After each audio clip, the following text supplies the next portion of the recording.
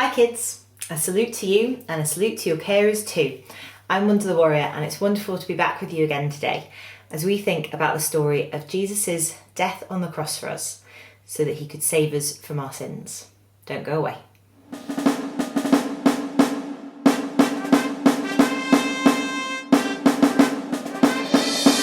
Wanda the warrior is brave and strong. She'll fight for God's justice and against the wrong. She'll be with you if the fight is long. She'll be there to save the day. She's the keeper of the peace, the help for those in need. She'll never abandon you.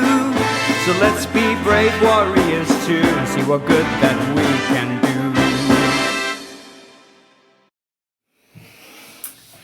do. Right kids, so today we're going to be learning about the first part of the Easter story. Now Easter is a wonderfully exciting time, not simply because we get to eat lots of chocolate, but also because we get to remember about Jesus' death on the cross for us to save us all from our sins.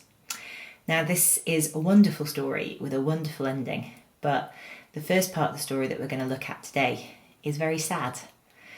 It's about Jesus' death, and it's really important that we remember how sad an event that was, because it makes what Jesus did for us in rising from the dead even more wonderful. So today we're going to look at Jesus' death before Easter next week.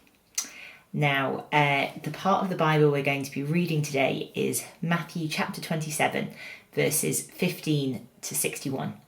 Why not stop the video now, read that part of the Bible with your grown-up, and then when we come back, we can learn about that story together. Right, kids. So our chapter starts with a trial.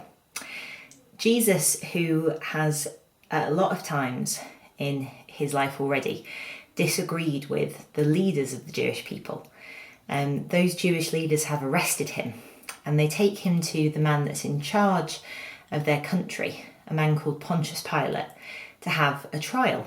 Kind of like if you had a disagreement with someone at school, you might be taken to your teacher or the head teacher to have that disagreement decided, who's right, who's wrong. Now, the Jewish leaders took Jesus to Pontius Pilate, and Pontius Pilate didn't see that Jesus had done anything wrong. So he decided he wanted to try and let him go. So he presented the Jewish people who were gathered a choice. He gave them a choice between a man called Barabbas, who had led a fight against Rome and had killed people. He gave them Barabbas on the one hand and innocent Jesus on the other. Now, just like these apples, Barabbas was wrong and had killed people. He wasn't good for anything, and he was sentenced to death. Whereas Jesus had been caring for people and helping them all throughout his life. Pontius Pilate wanted the people to choose to let Jesus go, but actually the Jewish leaders encouraged the people to ask for Barabbas to be set free instead, and for Jesus to be put to death. The crowd shouted out, crucify him, about Jesus. And so Pontius Pilate gives in to what they want, and he lets Barabbas go to live a free life. And innocent Jesus is sentenced to death. That's the first unfair thing we see about the way Jesus is treated in the story. He was innocent. All he had done was care for people and show them who God was. And yet, a murderer who should have died was set free, and Jesus took his place to be killed. The next part of our story sees Jesus being taken away by the Roman guards that Pontius Pilate is in charge of. The guards strip Jesus of his clothes. They take all of his clothes off and they start to laugh at him. They even start to hurt him. They take some thorns from a nearby bush and they wrap the thorns around Jesus' head to form a crown. Now you might see I'm having to hold this with a towel, because if I tried to hold this with my bare hands, these thorns would hurt me. They took this crown and they pushed it onto Jesus' head. Can you imagine how much these sticking into your head would hurt? And remember, Jesus hadn't done anything wrong. And the guards didn't just arrest him, they also were cruel to him. Someone who was innocent, who was God's son, and who had done nothing wrong. That's the next unfair thing we see in Jesus' life. After that, Jesus was taken to the cross, where his hands were pierced with nails, and he was hung high on a pole to die.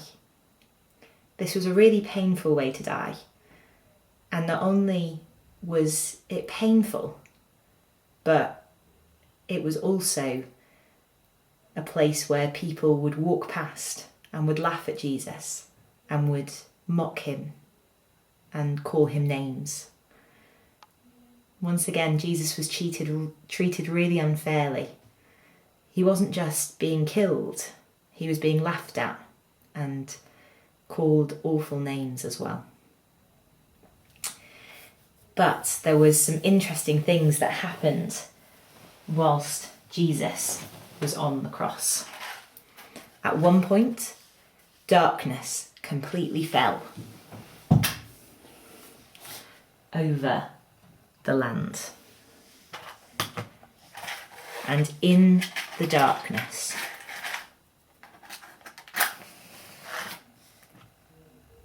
Jesus' voice could be heard.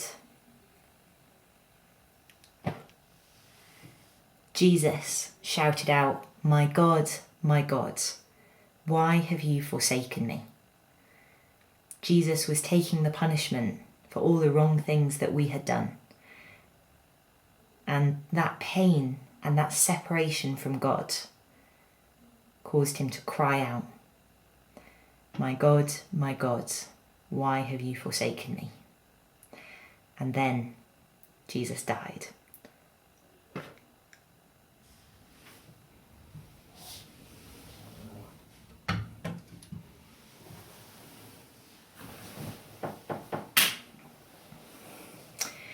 After his death, Jesus' friends and family took his body down from the cross and they wrapped it in cloth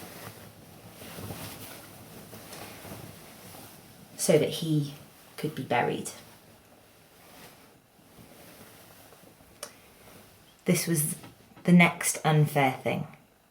Jesus was God's son. He was the King of Kings. And yet, after he died, he didn't get a fancy coffin like the kings of England. He didn't get a large pyramid like the kings of Egypt. He didn't even get his own grave like normal people that die today. His friends had to borrow the tomb of another man who had been Jesus' follower, and they had to wrap him up and put him in that tomb. He couldn't even afford to have his own tomb, despite being an innocent man who died so that we could be forgiven for all the wrong we had done.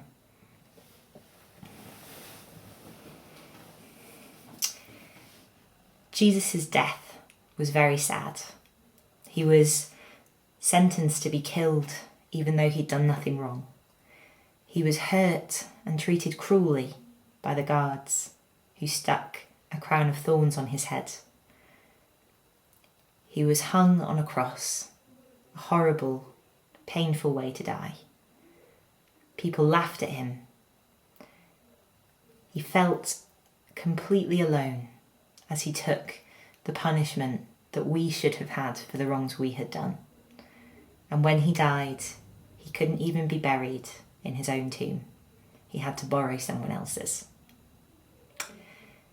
We should remember how much Jesus went through when he died. He went through all of this because he loves us so very, very much. He died for people like me, people like you, people like the guards who hurt him, the Jewish leaders